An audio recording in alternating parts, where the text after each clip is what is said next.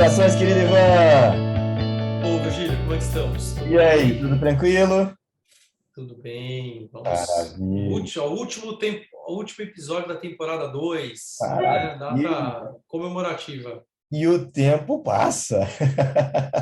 É verdade, né? Passou, né? Nossa, duas É, temporadas, 20 episódios, pois né? 10 é. cada uma. Boas discussões, excelentes partilhas, muita interação. Isso é sempre muito bom, né? Com certeza, não, com certeza. E a gente espera, talvez, para o futuro, uma maior participação dos nossos, né, colegas, né, geriatras, gerontólogos, profissionais que atendem idosos, né? Participem mais, sugiram temas, né? Eu acho que a gente poderia ter esse desejo nesse último episódio, em que as pessoas pudessem nos enviar, né, no Instagram, principalmente, que é mais fácil para a gente até analisar, Uhum, sugestões, né, para próximas discussões. Eu acho que esse uhum. seria o meu desejo aí desse dia de hoje, né? É, E nosso. hoje, É. e hoje nós vamos falar sobre um tema que até agora a gente não abordou, né, que é falar um pouquinho sobre instituições de longa permanência, né, algo histórico, né, na geriatria e gerontologia, né, e vou te deixar aqui falando toda a tua experiência, você é o mais experiente em todos nós aqui nesse assunto, É, não vou te interromper, os holofotes 100% para você, que isso. eu só vou dar uma introdução que é muito interessante, eu acho que a controvérsia por trás desse ambiente. Eu acho que tem duas controvérsias aqui para mim no Brasil. Primeiro, a controvérsia, e que eu sempre achei totalmente diferente da abordagem do Hemisfério Norte. Uhum, Primeira questão, aqui as coisas nunca são naturais quando a gente fala de LTI. Primeiro que aqui ainda tem aquela coisa do asilo, né? Quando a gente fala do asilo, vem a impressão do asylum, que era um lugar que era destinado a pacientes com transtornos mentais muito graves, né? Então, primeiro que já tem um estigma enorme embutido nessa definição. Segundo que culturalmente, socioculturalmente aqui no Brasil, você ser admitido no ILPI não é que seja algo ruim ou que norteie um paciente cronicamente complexo. Isso seria talvez uma definição mais do primeiro mundo, né? Em que uhum, você tem as ILPIs como locais em que vai admitir pacientes complexos, crônicos, uhum, de cuidados prolongados, né? uhum, Mas aqui no Brasil é como se fosse uma falência. Eu não consegui cuidar do meu idoso uhum, em casa e eu vou ter que admiti-lo num lugar para um cuidado externo, e como se fosse uma coisa desonrosa, uma coisa, né? Então, eu acho que é um tema que ele é muito nutrido de estigmas. Eu acho que a gente precisa combater isso constantemente. Sei que você vai falar um pouco, né, sim. das frentes, né, com relação a isso. E o segundo ponto que eu acho muito interessante também é que cada dia que passa a gente tem mais ILPIs no Brasil, né? Isso é uma coisa que a gente vê e que é proporcional ao envelhecimento do Brasil. Uhum, No entanto, algumas coisas que eu sempre tenho muito medo. A gente tem uma heterogeneidade gigante de ILPIs aqui. Então, a gente tem ILPIs padrão A, a gente tem LPIs padrão Z, uhum, que são verdadeiros depósitos de adultos mais velhos, infelizmente, coisas desumanas.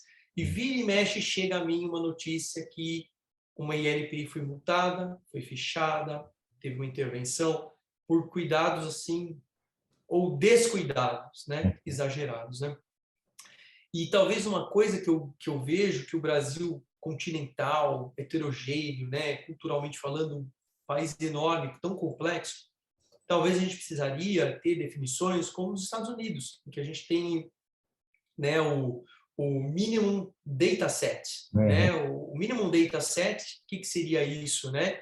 O MDS, né? uhum, Então, as versões, né, hoje em dia, eu não uhum, lembro mais qual é a versão que eles estão, 2.0 talvez. uhum, O que é isso, né? Você admite um paciente, nos primeiros 14 dias você tem um exame completo desse paciente, todo o planejamento terapêutico documentado.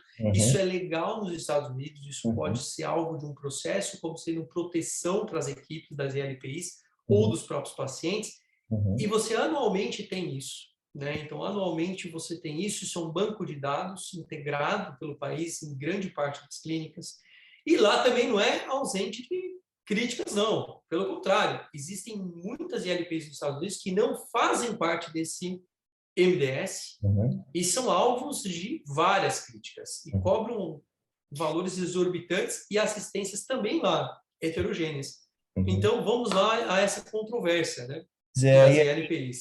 isso é interessante, né? Assim, eu tenho o privilégio de trabalhar com LPI nesses últimos 20 e poucos anos de formados, né? Desde a época da faculdade eu já era voluntário nesse cenário, porque eu sempre gostei muito de lidar. E é um cenário, assim, né? Dentro dos 5 clássicos da geriatria, ambulatório, enfermaria, terapia intensiva, atenção domiciliar, o cuidado paliativo, a longa permanência, ela traduz para a gente como a sua percepção mesmo, né? Aqui na nossa realidade, como se fosse a falência de algo que não está dando certo.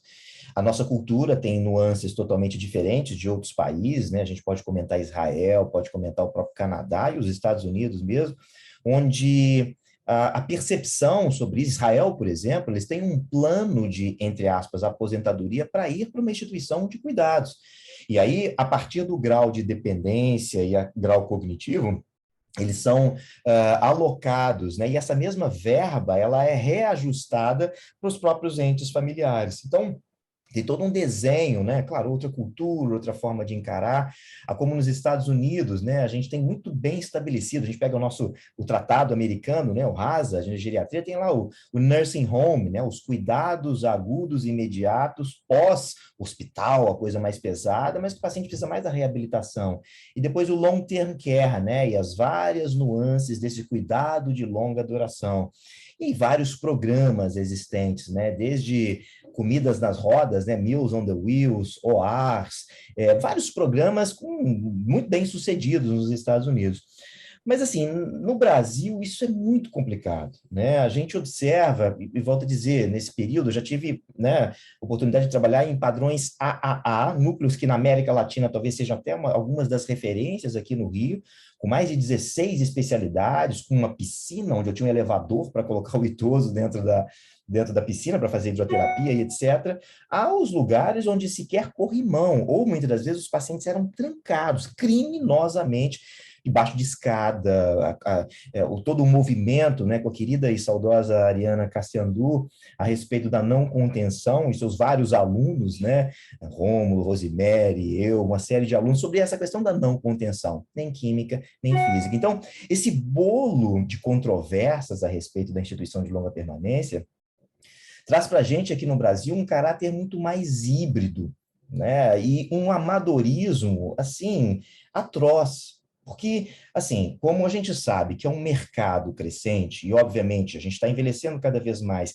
e as famílias, né, com a redução do número de filhos, classicamente observada nas nossas pirâmides populacionais, a gente percebe que um filho, ou às vezes a ausência desse filho, quem vai cuidar desses dois indivíduos aos seus 80 anos de idade que muitas vezes já têm perdas, tanto funcionais quanto cognitivas, né? Então, essa é uma realidade que não tem dúvida, a gente tem que estar diante disso tudo. E no Brasil, a gente tem o privilégio de ter alguns profissionais, né, que são exponenciais nessa área, talvez um dos primeiros, a estimada professora Ana Amélia Camarano, com levantamentos e dados desde 2009 a respeito do perfil, do grau de dependência, dos nichos de profissionais, um mapeamento nacional, né, do que é a instituição de longa permanência. Mas o que eu quero dizer é que, sim, ele tem um caráter híbrido, porque, ao mesmo tempo, a gente recebe idosos, né, as ILPIs, em que são totalmente independentes, querem ir lá para um serviço de, entre aspas, hotelaria, e outros que, às vezes, estão em paliação. É um paciente já gastrostomizado, traqueostomizado, que a família não consegue mais manter em casa, que não tem um suporte de home care, e vai para a longa permanência. Então, assim, Exatamente. pesar ou encontrar abordagens para esse perfil tão plural de pacientes é muito difícil. O MDS é encantador, como você citou, né? Porque Nesse intervalo, a maioria dos instrumentos que a gente utiliza na geriatria, já adaptados e validados, a gente consegue saber, né, e traçar o plano de condutas, né? Esse é o grande papel.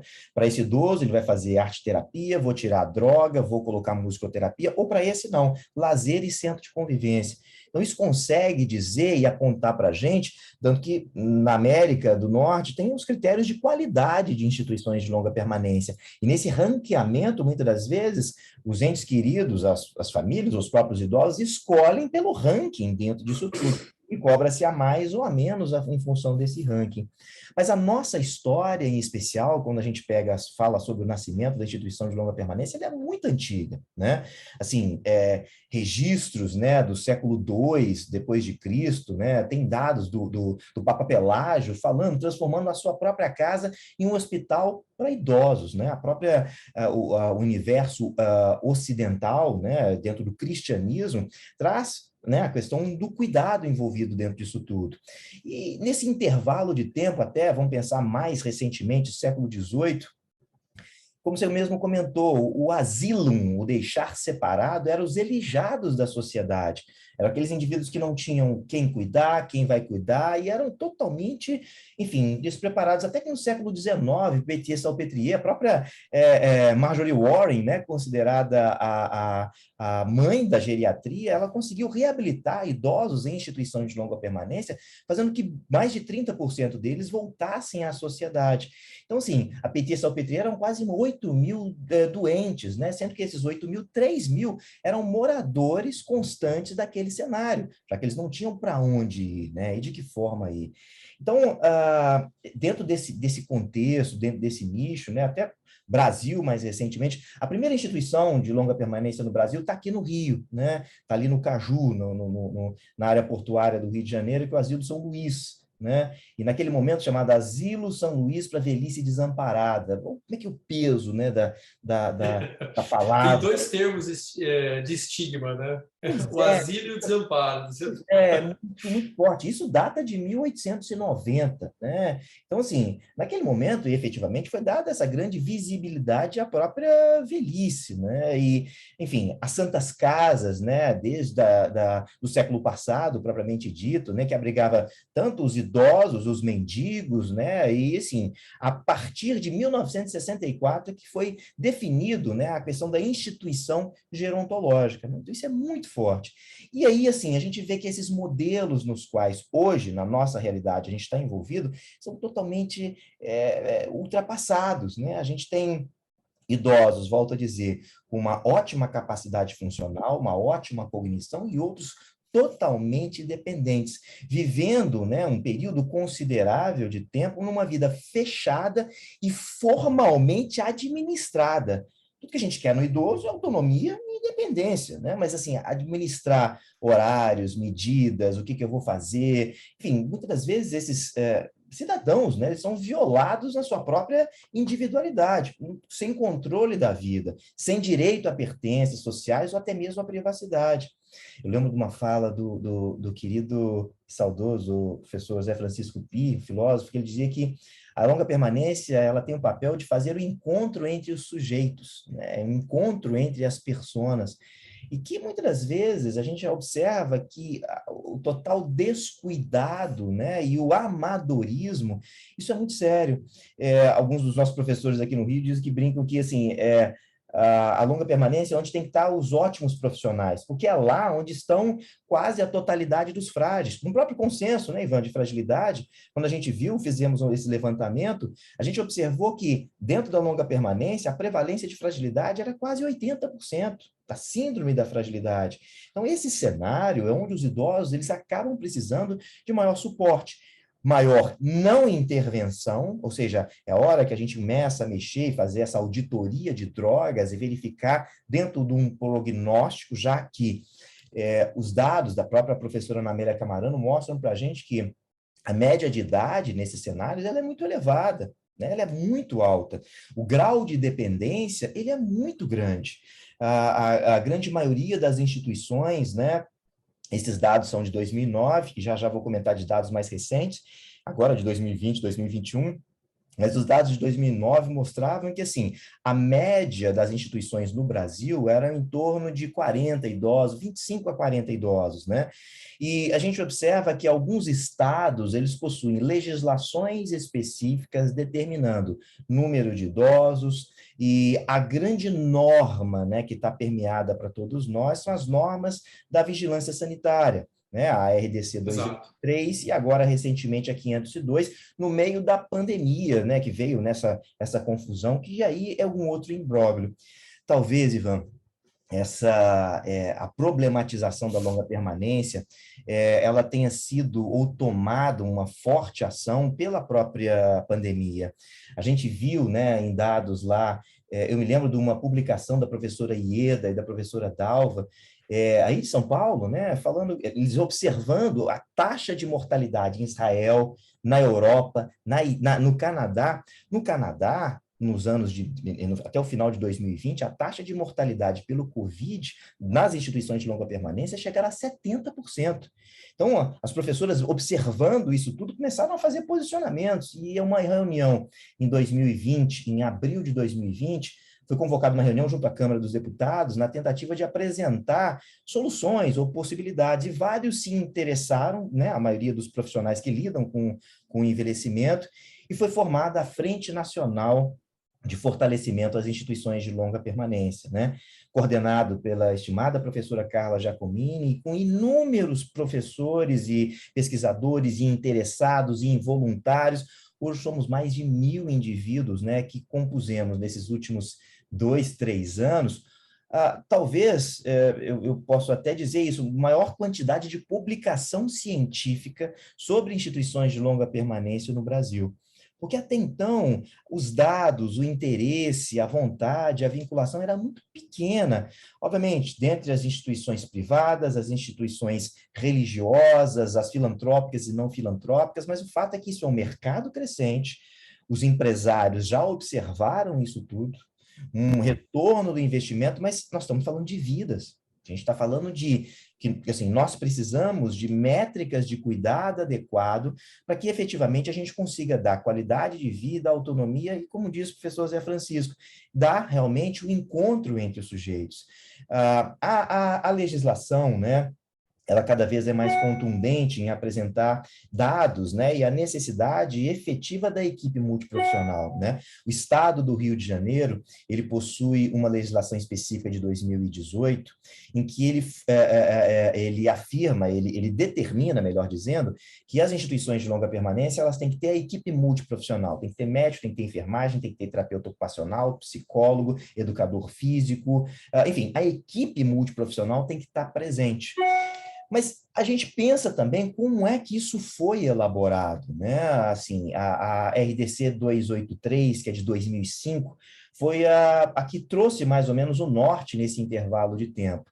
Não sei se você se lembra, Ivan, mas aqui no Rio de Janeiro, em 1996, uma grande instituição de longa permanência, a Santa Genoveva, está no Fantástico, os dois responsáveis técnicos perderam o CRM, tamanha atrocidade que acontecia ali dentro, a taxa de mortalidade de quase 30%, secundária à diarreia, secundário à desidratação, eram os idosos na porta, tem fotos de jornais guardadas, sempre quando a gente coloca em aula, né? Mas idosos no portão pedindo socorro, me tira dali, como se fosse realmente um cárcere.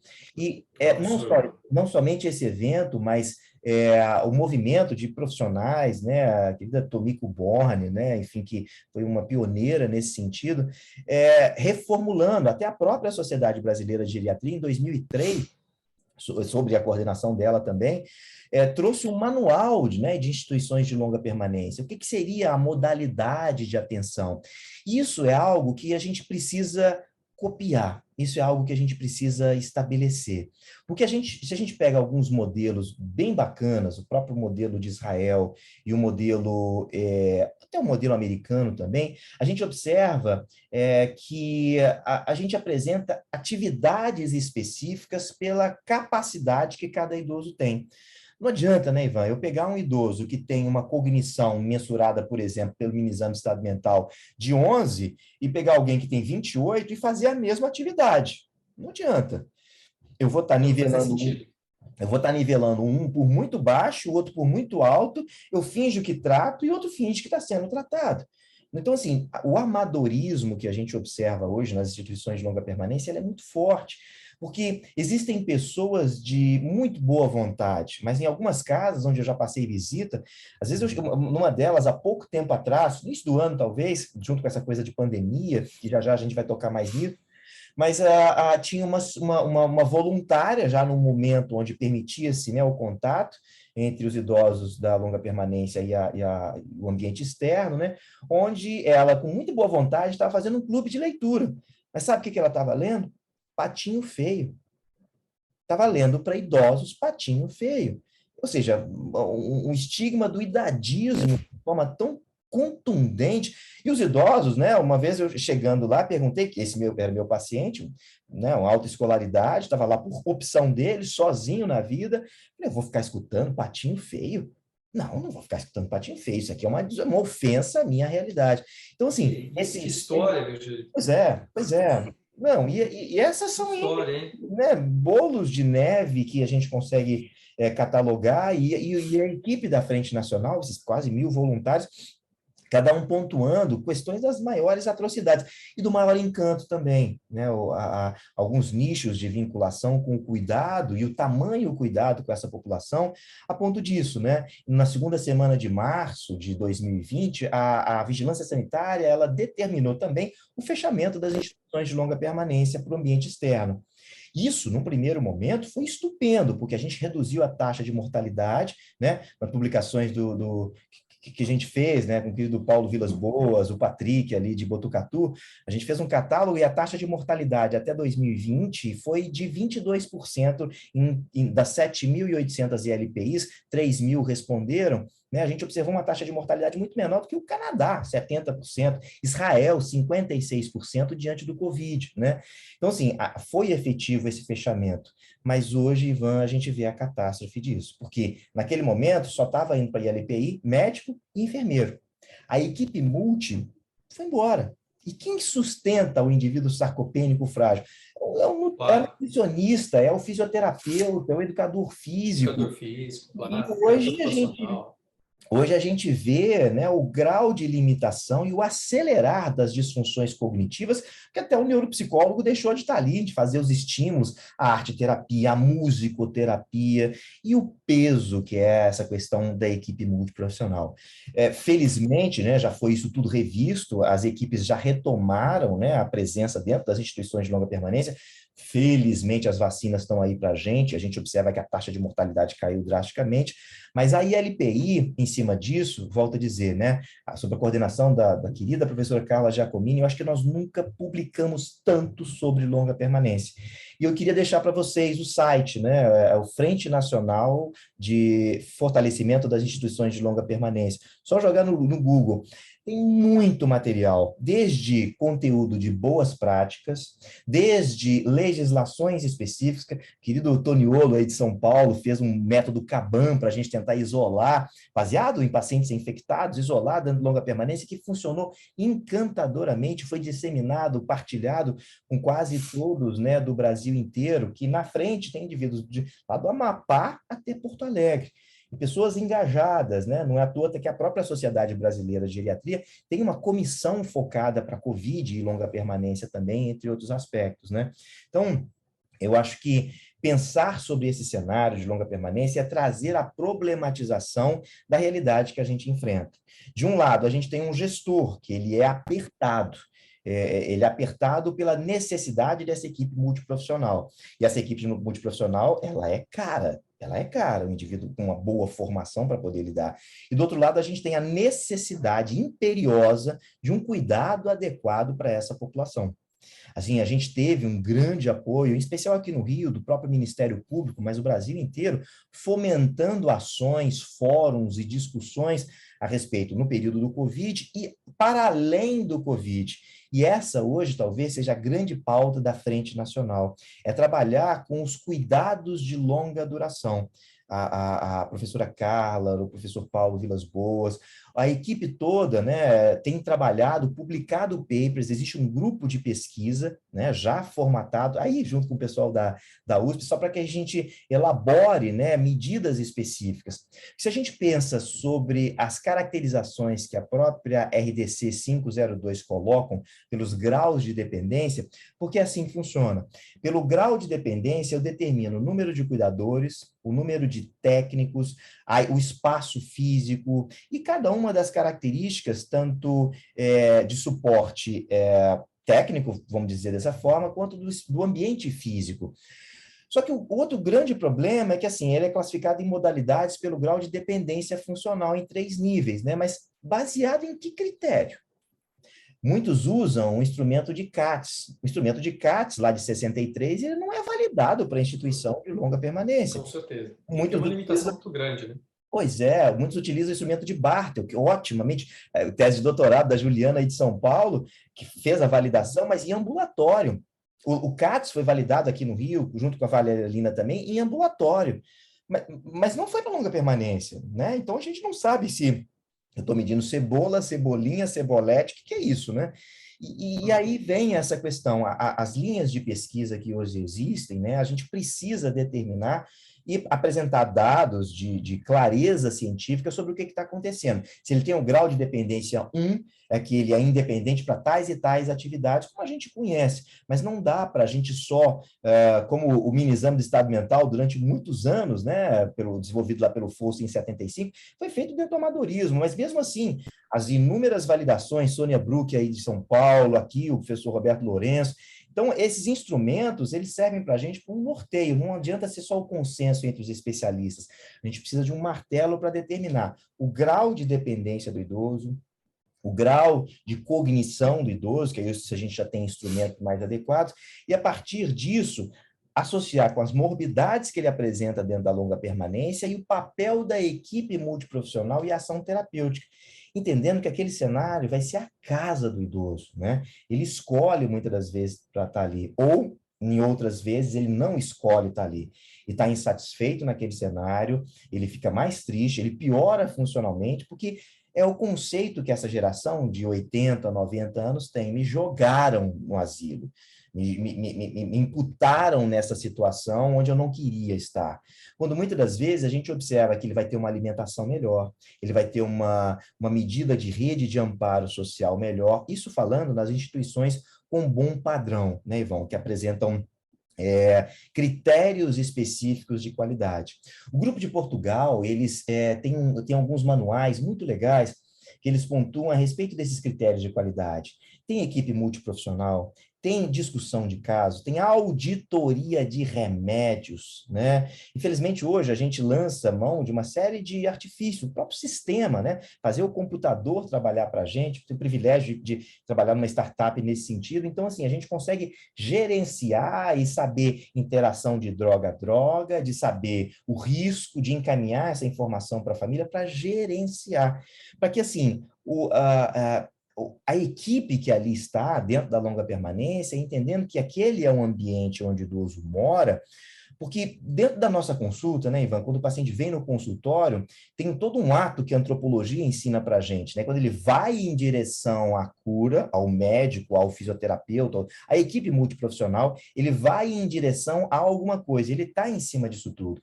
Quando o idoso está na casa dele, na instituição de longa permanência também, e quando a gente vai em direção a ele, a gente meio que está invadindo sem saber da permissão dele ou não. Muitos são extremamente gentis, não, quero que você me examine e tal, mas outros, e é o respeito a isso tudo, né? Então, eu acho que a grande problematização, eu acho que a gente traz dentro da instituição de longa permanência, ela tem a ver com esse caráter híbrido que o Brasil possui, em ter indivíduos de total dependência, em pacientes que apresentam limitações, os próprios cuidados paliativos mesmo, né, onde a gente, em algumas instituições, é possível fazer, desde que haja materiais adequados, equipe com uma boa formação, e para que não haja a desconstrução do indivíduo. Né? E essa também é uma fala do professor José Francisco Pi, que ele diz que assim, nesse encontro entre os sujeitos, a ideia é não fragmentá-lo, Até antes da pandemia, a presença da família, o sair da instituição de longa permanência, isso era muito, muito presente. Mas hoje ainda, pela regra da Anvisa, as instituições de longa permanência ainda estão fechadas, né? A gente ainda está no meio da pandemia, ainda corre o risco, né? A gente teve em várias das instituições onde eu passo visita aqui surtos nesse intervalo, vários surtos, vários óbitos secundários à Covid. Entra, porque sou eu que estou entrando na longa permanência, estou levando o Covid ali para dentro, que às vezes sem uma proteção adequada, eu faço essa contaminação. Mas em cima disso, né, pensar que essas modalidades, elas têm que ser discutidas, elas têm que ser fomentadas.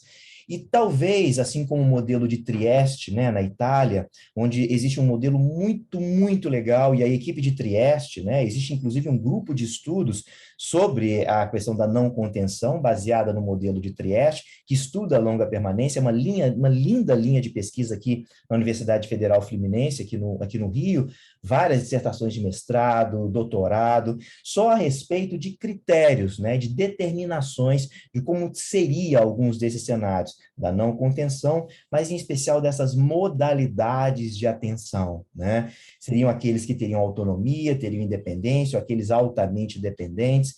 Então, muitas das ILPIs, elas já adotam algumas dessas características, mas de forma híbrida, né? Uma delas, em especial, que eu passo visita aqui no Rio, tem um pavilhão de idosos de total dependência. Ali é onde eu passo a maior parte do tempo. E, ao mesmo tempo, eu tenho um pavilhão onde tem idosos que vivem em chalés isolados, totalmente independentes, saem, voltam quando querem, e, porventura, precisam da minha assistência, é o que a legislação coloca, né? A gente tem que prestar contas dessa assistência a essa população, seja o Ministério Público, seja a própria vigilância, em função de algumas características, mas a gente consegue identificar esses níveis de dependência. A RDC 502, essa agora de 2021, que veio em substituição, vamos pensar assim, da 283 de 2005, ela mudou muito pouca coisa, né? Não houve, na verdade, uma grande consulta a quem lida com a instituição de longa permanência. Essa foi, num primeiro momento, a primeira impressão que a gente teve quando esse documento foi publicado assim, do nada, né? Poxa, mas, assim, quem está lidando com longa permanência? O que a gente está observando? O que a gente vai definir grau de dependência 1? O que vai definir de grau de dependência 3? Como é que a gente vai preservar a identidade dos idosos? Como é que a gente vai fazer o trabalho com a convivência mista? Como é que vai ser o alvará sanitário, o responsável técnico? Então, assim, é um imbróglio, Ivan, que, assim,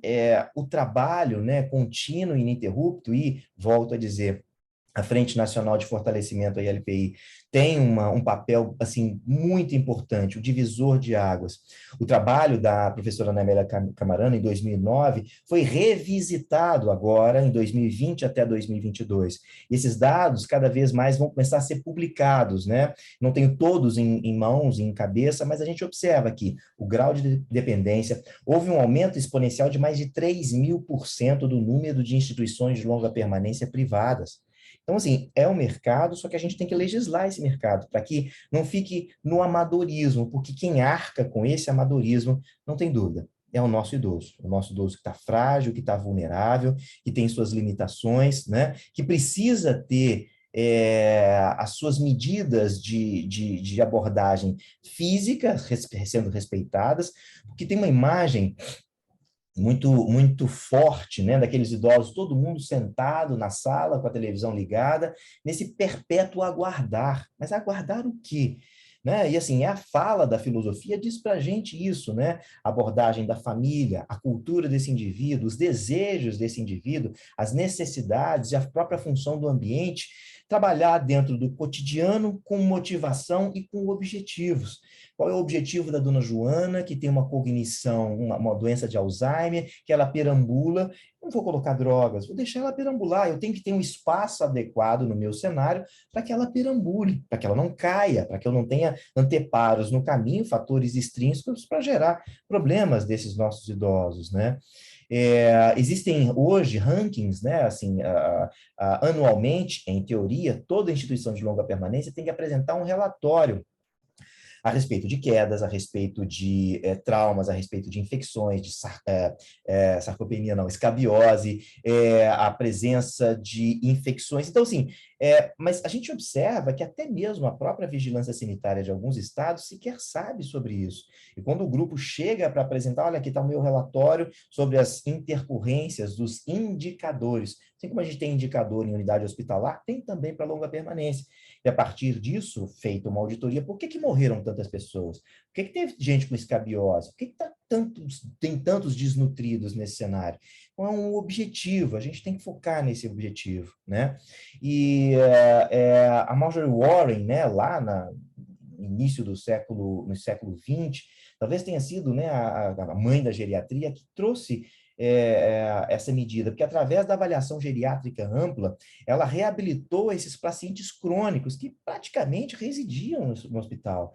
E ela foi quem criou as bases da medicina geriátrica, porque se a gente consegue rastrear adequadamente esse indivíduo, a gente consegue alocar um plano de condutas adequado. O perfil, ele vai determinar a ação do profissional. Porque se eu tenho, nos Estados Unidos, isso é muito fácil, um long term care, tem um assisted living, uma morada assistida. Eu tenho uma nursing home. Israel é muito tranquilo. Aqui no Brasil, a gente não tem isso uniforme. Então, eu acho que o grande movimento, volto a dizer, é trabalhar, né, com esses nichos para que a gente possa, para esse nosso idoso, promover acolhimento, privacidade, individualidade, né, e o encontro entre os sujeitos, para que essa qualidade desse encontro ela seja adequada. Mesmo que naqueles indivíduos que não têm uma cognição boa, mas assim, dentro daquela história, nessa colcha de retalhos que a gente consegue captar desse idoso, fornecer para ele aquilo que é verdadeiro. Se ele está ali, ele gosta de tomar o café com leite dele, vamos lá dar o café com leite para ele. Quer tomar o chimarrão, muito comum do Sul? Qual o chimarrão? Ou seja, esses retalhos, né, que a gente pode trazer nesse encontro, respeitando a autonomia e independência desse nosso idoso. Então, eu acho que esse pequeno passeio, hoje mais ou menos é um bate-papo, né, sobre essas angústias nossas da longa permanência. Claro. E que, assim, eu acho que talvez que vale a pena, né, para o pessoal que está assistindo, para a gente refletir, é entender que a gente é muito amador. A gente é extremamente amador. A gente precisa de consubstanciar a evidência científica para que, através de métricas específicas, a gente consiga definir a modalidade da instituição. Eu vou ter o perfil para tratar só de paliação? Eu vou ter o perfil para tratar só de idosos independentes? Vai ser um sistema de hotelaria? Não sei se isso é possível, dado, volto a dizer, o caráter híbrido das ILPIs aqui no Brasil. Mas o fato é que a gente precisa de instrumentos adequados para poder selecionar e favorecer. Exato, para medir, né, Virgínia? Você tem que medir, tem que classificar, você tem que ter selos de qualidade que são tratados de forma séria, né? Então, porque isso mexe no bolso desses operadores de ILPIs, né? Então, qual que é o teu selo? Esse selo envolve tudo isso. Tem que ter um prontuário mínimo, eu acho que é o MDS, eu acho que tem que ter um prontuário mínimo, né? Porque isso obriga a avaliação, né? E eu acho que essas são medidas fundamentais. Que ouvindo ainda mais você falar, eu não sou alguém que transita nas ILPIs, né? Hoje em dia, né? Mas eu ouvindo você falar faz todo o sentido histórico e da minha própria vivência, né? Prática, entrar e sair nas ILPIs vendo pontualmente pessoas, é exatamente a tradução do que você me disse. Acho que falta essa prática das legislações, existem pontuais legislações, mas a prática efetiva disso, e a auditoria efetiva disso, né? E da mesma forma, vagas dessas LPIs no SUS, por exemplo, acho que ainda tem uma janela aí enorme para ser coberta.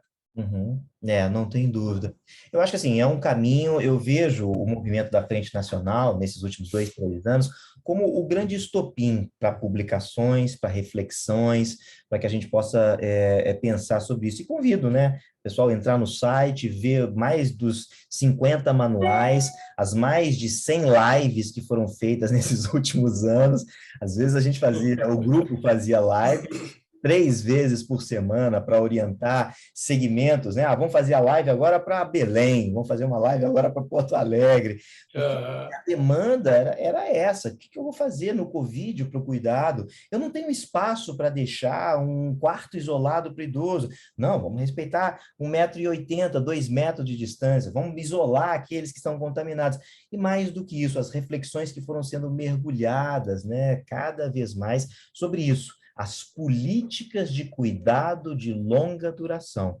Essa talvez seja uma grande briga que, junto à equipe da gerontologia, a gente precisa fomentar, porque a Estatuto do Idoso está aí, ele é bonito, ele tem seus desenhos, mas uma política estabelecida, é a grande bandeira da Carla Giacomin, ela precisa ser estabelecida, né? Ela precisa estar realmente martelada para que eu assegure o direito desse meu idoso que não tem filhos, que evoluiu com uma demência, que ele tenha um cuidado por parte do Estado também, né? Já que a saúde é um bem universal, ele precisa ser cuidado. Eu sei que a gente está longe, né, Ivan, disso tudo, mas nós Com somos certeza, utópicos, infelizmente, né? mas, Nós somos utópicos mas eu, e corremos atrás disso tudo, né?